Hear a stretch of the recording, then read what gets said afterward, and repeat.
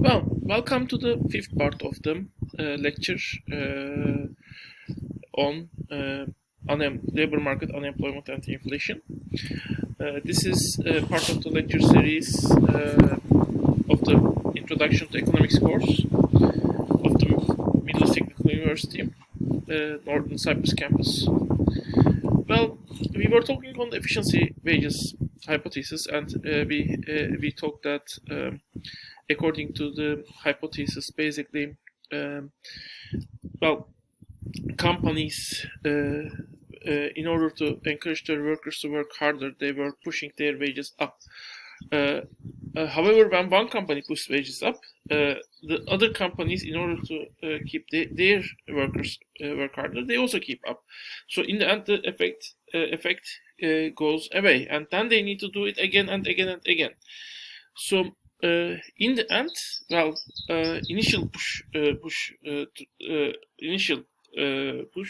to make their workers to work hard, well, may increase basically the productivity of worker and pay off. But once the other companies do the same thing, then the effect will go away, and then they need to do it again and again and again.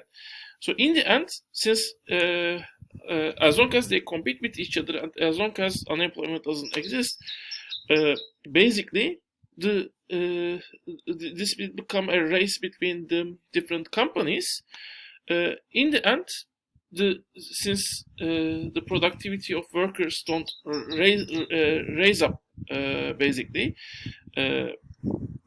well, in net sense, because all of the companies are increasing the wage rate at the same rate, and we also assume that the workers just getting high wage doesn't motivate them, basically, since that wage is available everywhere as their productivity remains the same.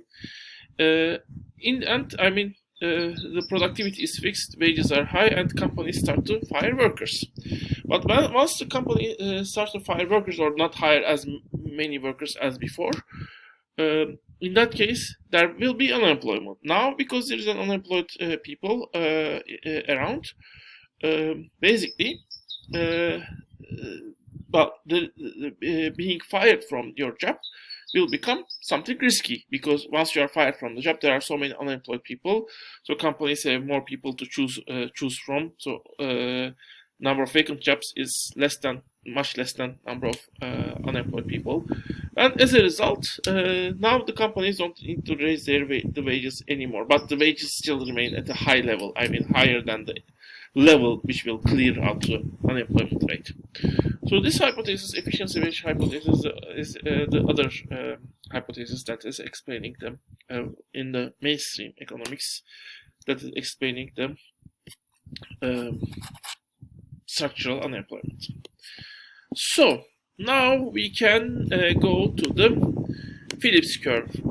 Basically, we have seen all of this. Basically, before we go to the Phillips curve, we see basic definition of the inflation, which is kind of change in prices divided by the prices. There you can see, take the price of the previous year, price of this year, or the sometimes in between prices. And usually, I mean, it is the calculation inflation can be more complex. Sometimes you can take multiple years. I mean, there are different ways to calculate it. However, all the formulas have, well, in very simplistic sense, the equation that is represented here might be taught as the equation that is actually used to calculate inflation. As I said, the P below might change at the very least, but there are also more complex methods. For example, taking 1 year as your base year is one method you can use. And who are winners and losers from the inflation and deflation? Well, in case of inflation, basically, the winners are anyone who is actually indebted to another person. So if I have debt to you, inflation means the monetary amount of my debt will remain the same. But if I am producing something and selling something, the money I will get by selling it will increase. So my debt is shrinking compared with my revenues in that case. Who are the main debtors in the, besides the financial system, I mean, who are the main debtors in the market economic system or capital system, that could surprise you. It is the employers, companies. Who are they indebted to? To their workers. Well, usually the workers work first with a fixed wage, which is fixed at the beginning, and at the end of the month, at the beginning, and at the end of the month, they pay that wage to the workers. Well, mostly that wage can be fixed for the whole year, by the way, which means actually, even if there is inflation throughout the year, unless maybe that inflation is really very, very, very high, the wage will increase at the end of the year at most, if it is increase at all. But in addition to that, the debts of the companies to the financial system, the input costs, the costs they have paid while they are buying the inputs, and the money they got while they're selling the goods, that difference is will also be in their favor when there's inflation. So the workers who are highly skilled, who are CEOs, high-wage workers, the companies really, if the companies really can't afford to lose them, they might renegotiate their wage if there's an inflation, especially if the rate is really very high. But the small workers, especially even the middle-income workers, in many cases are not able to do that, which means they lose more if their power, the negotiation power, is smaller. Similarly, when we are talking on, when we are dealing with deflation, that's decrease in prices. Now the losers are the companies mostly. I mean, because they have signed a contract, for example, with their workers, and however, now because the prices decrease, the value of what they say, their revenues is less, but the money they need to pay is more.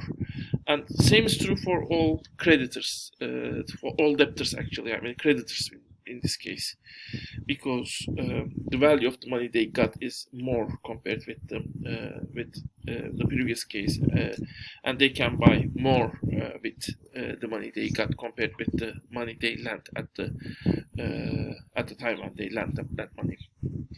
And in this case, companies are losing because in all ways we have mentioned before, the input-output costs, the debt to the financial system, in all senses they are in disadvantage.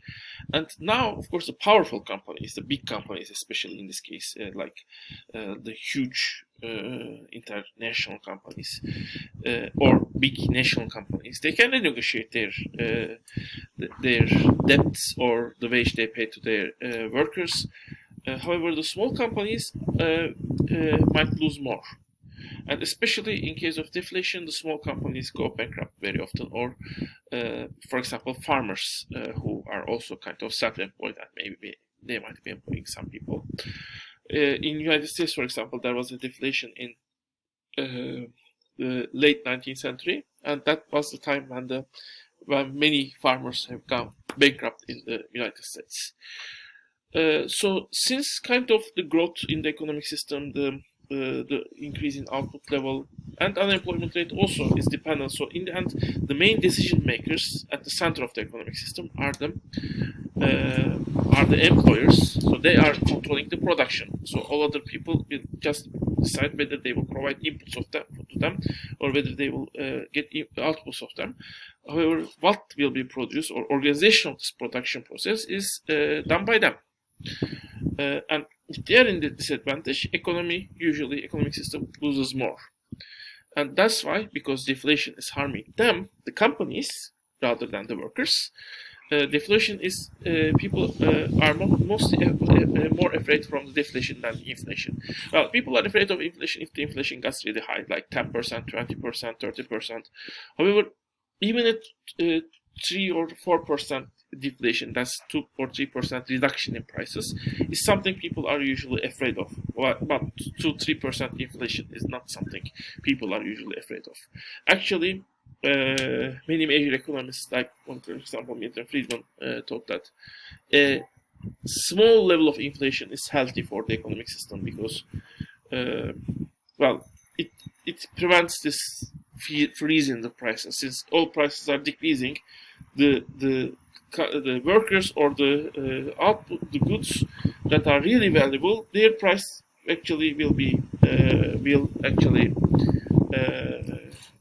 go up, resist to the inflation, while the companies, the workers who are not productive and the goods that are not wanted, their prices cannot resist, and actually the price of those goods and services and wages the workers get will get smaller compared relative to the other the prices of other goods and services or wages of the other workers.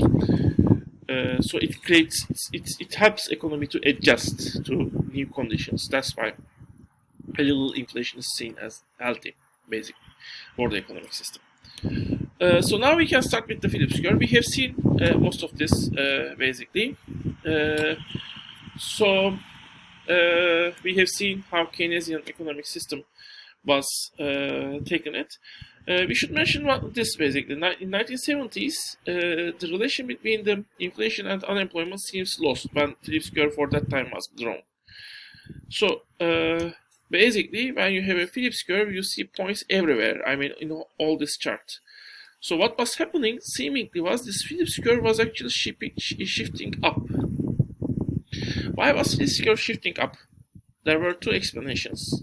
One was the dominant one at that time. So the first idea was the first idea was basically the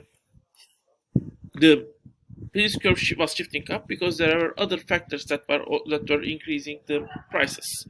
Basically, it was time when the world was experiencing an OPEC shock and oil was input of all different type of outputs. So as a result, the argument was, the prices rise up even when unemployment was constant because other factors were contributing to the let's say price increase. The other idea was, and this becomes the dominant idea by the way, the expectations. So note that the United States government was decreasing unemployment with certain measures they took, and by doing that they decreased unemployment below the natural rate, and by doing that they just accept a certain level of inflation. In this case, for example, 3%. So to decrease unemployment below from 5 to 2, well, it might be possible to just expect 3% inflation.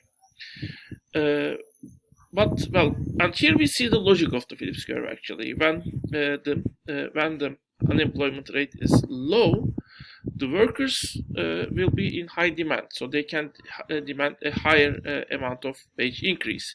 But when workers demand that wage increase, what basically happens is the companies just increase their prices because they compete with each other. I mean, they compete with each other, and previous wage price ratio was something they were not afford to change.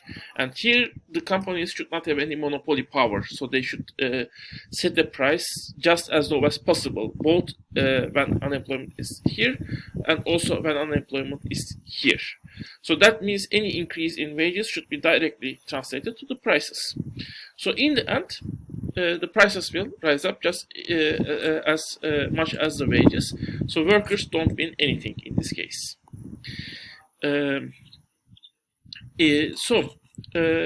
When unemployment is at a certain rate, then the workers will not be in high demand or low demand. So in that case, the inflation will just remain constant. And when the unemployment rate is high, then there are many unemployed people. So basically, the wages might decrease. But since the prices were just right, and there is competition that will lower the prices when the costs go down, the decrease in wages will make the cost go down, so the prices will decrease, so the workers won't lose anything in the long run in this case also. So this is the logic of the Phillips curve, short-term Phillips curve relation. And now I will basically add how this expectation thing and this addition to the Phillips curve after 1970s will explain it, basically. But I will do this in the next part. So see you in the next part.